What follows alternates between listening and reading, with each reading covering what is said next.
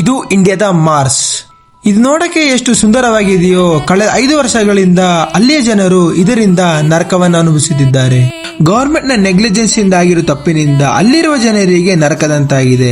ಕೋರಾಪುಟ್ ಒಡಿಶಾದಲ್ಲಿರುವ 4 ಕಂಪನಿಯ ಒಂದು aluminium plant ಏಷ್ಯಾದಲ್ಲಿ ಅತಿ ದೊಡ್ಡ ಮೈನಿಂಗ್ ಇಂಡಸ್ಟ್ರಿ ಹೌದು.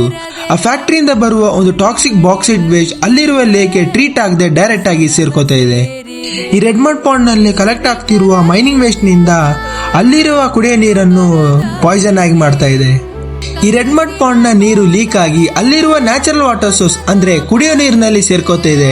ಇದರಿಂದ ಅಲ್ಲಿರುವ ಜನರಿಗೆ ಸ್ಕಿನ್ ಡ್ಯಾಮೇಜ್, ಸ್ಕಿನ್ ಕ್ಯಾನ್ಸರ್ ಹಾಗೂ ಲಂಗ್ ಡಿಸೀಸ್ ಅಂತ ರೋಗಗಳು ಅವರ ಬಾಡಿಯಲ್ಲಿ ಆಗ್ತಾ ಇದೆ. ಒಂದು ನಾರ್ಮಲ್ ಪಾಂಡ್ ನ pH ವ್ಯಾಲ್ಯೂ ಬಂದ್ಬಿಟ್ಟು 6 to 9 ಇರುತ್ತೆ. ಆದರೆ ಆ ವೇಸ್ಟ್ ಮಿಕ್ಸ್ ಆಗಿರೋದ್ರಿಂದ ಇದರ pH ವ್ಯಾಲ್ಯೂ ಬಂದ್ಬಿಟ್ಟು 12 to 13 ಇದೆ. ನಾವು ಇದನ್ನು ಬಾತ್ರೂಮ್ ಕ್ಲೀನ್ ಮಾಡುವ ಒಂದು ಹಾರ್ಪಿಕ್ ಅನ್ನು ನಾವು ಎಕ್ಸಾಂಪಲ್ ಆಗಿ ತಗೋಬಹುದು. ನಿಮ್ಗೇನಿದು ವೈಟ್ ಡಸ್ಟ್ ಕಾಣಿಸ್ತಿದೆಯಲ್ಲ, ಈ ಡಸ್ಟ್ ಅಲ್ಲಿರುವ ಗಾಳಿಗೆ ಸೇರ್ಕೊಂಡು ಜನಗಳ ಕಣ್ಣಿಗೆ ಸೇರಿದ್ರೆ ಐ ಬ್ಲೈಂಡ್ನೆಸ್ ಕೂಡ ಆಗ್ತಾ ಇದೆ. ಅಲ್ಲಿರುವ ಲೋಕಲ್ಸ್ 5 ವರ್ಷದಿಂದ ಗವರ್ಮೆಂಟ್ ನ ರಿಕ್ವೆಸ್ಟ್ ಮಾಡ್ಕೋತಾ ಇದೆ ನಮ್ಮನ್ನು ಬೇರೆ ಕಡೆಗೆ ಶಿಫ್ಟ್ ಮಾಡಿ ಅಂತ. ಆದರೆ ಅಲ್ಲಿಯ ಗವರ್ಮೆಂಟ್ ಅವರನ್ನು ಕೇರೆ ಮಾಡ್ತಾ ಇಲ್ಲ. ನೀವೆಲ್ಲ ಅನ್ಕೋಬಹುದು ಇಂಥ ವಿಷಯಗಳನ್ನು ಯಾಕೆ ಟಿವಿ ಚಾನೆಲ್ ಟೆಲಿಕಾಸ್ಟ್ ಮಾಡೋಣ ಅಂತ. ಯಾಕಂದ್ರೆ ಇಲ್ಲಿ ಯಾವುದೇ ಒಂದು ಜಾತಿ, ಧರ್ಮ ಅಥವಾ ಭಾಷೆಯನ್ನು ಇಟ್ಕೊಂಡು ಮಾತಾಡ್ತಾ ಇಲ್ಲ.